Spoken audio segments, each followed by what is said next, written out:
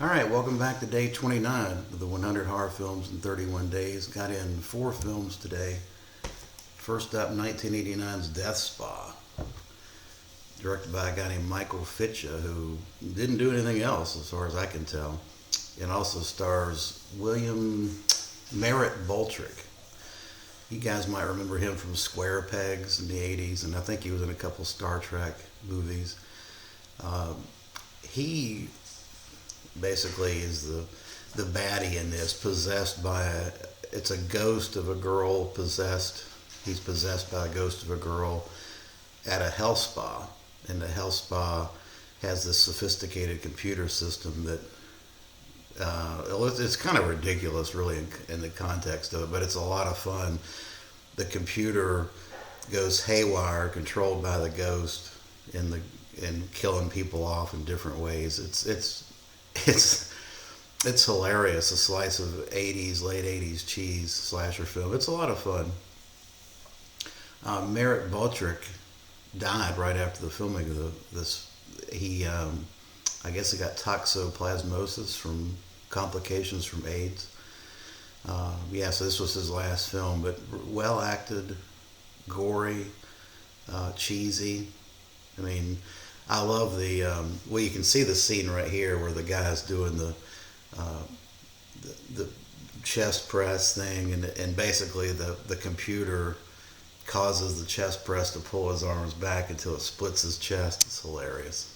Ridiculous stuff, but a lot of fun, and really gory, super gory. I'm surprised that this Michael Fitcha didn't go on to do anything else. But yeah, this is Death Spa is definitely one you need to have in your slasher collection. Also known as Witch Bitch, by the way. I forgot to mention that. Next up is Vault of Horror, which is an Amicus film, a follow-up to Tales of the Crypt. It's kind of it was signaling the death knell of Amicus, I think. They were trying everything they could to keep going at this point.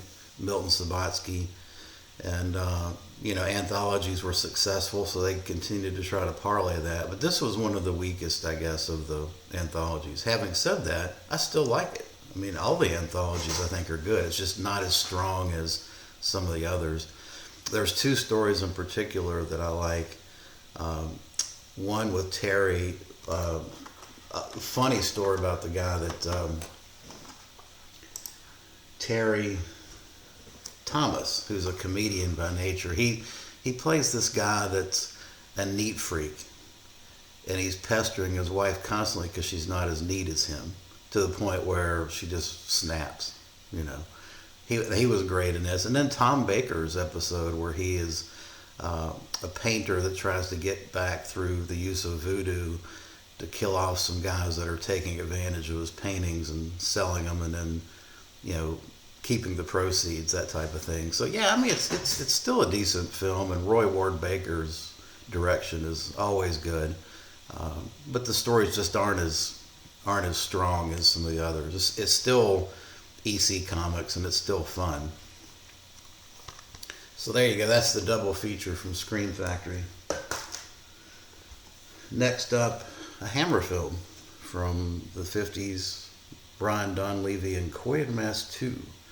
Brian Donlevy is such a crotchety old bastard. He plays Professor Quatermass, of course, and he discovers, a la Soylent Green, this plant in England that's essentially creating this stuff that it's poisonous, it's toxic, and it's causing people to turn into these robotic type zombie-like people, and so it's kind of a blend of Invasion of the Body Snatchers and Soylent Green.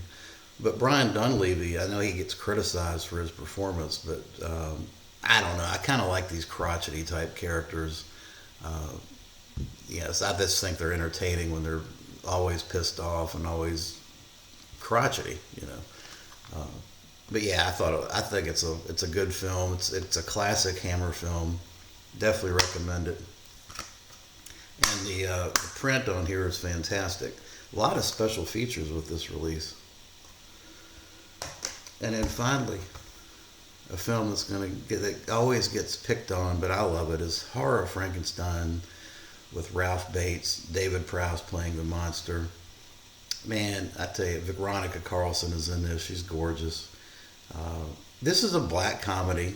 You know, Jimmy Sangster produced or directed it, and I think he even wrote the script. But it's basically uh, a black comedy take on making fun of the genre of Frankenstein. It's one that I grew up with. This one and Scars of Dracula, of course, came out as a combo. Uh, I like it. I like it a lot. Ralph Bates' performance is fantastic in this. Um, he's simultaneously charming and disturbing at the same time because of his laissez-faire attitude towards death and body parts. And of course, this is the film where Ralph Bates is creating the monster out of body parts and he's numbering each body part. I mean, it's hilarious. Um, I guess the only downside to this is it's a little talky. The monster doesn't show up until an hour and 5 minutes into this thing. But this is not about the monster. It's about Ralph Bates, Victor Frankenstein. It's about the comedic elements that led up to him creating this monster. Of course, the ending I think is just classic. The low key downplayed ending is so. I'm not going to spoil it for those that haven't seen it. I would assume everyone has seen this, but for those of you that haven't, I'm not going to spoil it for you. But I love the ending. It's low key, and it in and of itself is a hilarious kind of.